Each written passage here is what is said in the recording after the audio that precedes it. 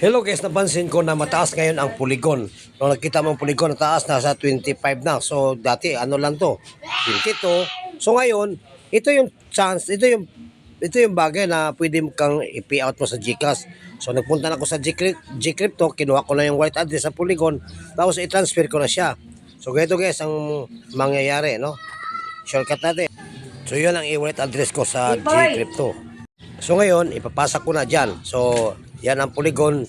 So hintayin natin. So nakita mo, ano pa, no? 450 ba? So mamaya papasok na yan. So hintayin natin. Refresh lang natin guys. So ganyan na, makikita natin. Oh, refresh lang natin. Tapos ganon guys. No, nakita na natin, no? So 7,319 pumasok na. So ang gagawin natin ay ibibenta natin. Okay? Kung ibibenta natin nasa 25.33 siya. So minsan, magbago yan isang minuto. So hintayin natin isang minuto. Malay mo, tataas pa yan. No? Oh, tingnan mo, 25.37. So, hintayin pa natin yes ha. Hintayin pa natin. Ganun ang crypto. No? Mag-fluctuate siya, tataas, mababa. So, maswerte ka kung mataas. So, malay pa natin guys, tataas natin. So, hintayin lang natin mga ilang saglit. Uy, naku, muntik bumaba. Kailangang ibenta na natin guys. So, ang gagawin natin, i-click lang ang sell. Yan, sell natin, ibibenta natin, baka bumaba pa. So, i-type ngayon, i-type mo lang yung halaga ng Polygon na gusto mo nang ibenta. So, gayahin mo lang, i-type mo lang yan. Oh, tapos kopyahin mo lang yung nasa Polygon balance. Ganun lang guys. So ngayon nakalagay din naman sa baba ang pesos kung magkano ang matatanggap mo. Oh, so ngayon okay na. So ngayon tingnan natin ha. Excel pool. Oh, sell pool mo na siya. So ganun lang guys. Oh, di ba? Maganda pag magkuhan ka mataas back to Gcrypto. So, pasok natin sa ating GCash. Titingnan natin ating GCash, guys. Ano, i-withdraw pa natin kasi nandyan pa siya sa Gcrypto. Nagiging peso na siya, so i-withdraw natin.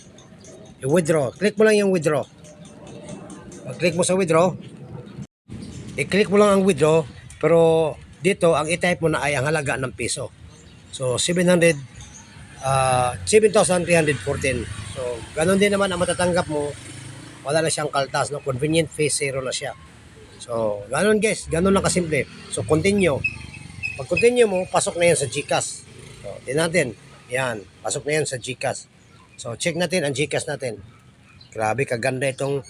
Okay, so email, hingan ka ng email, tapos ilagay mo lang yung number.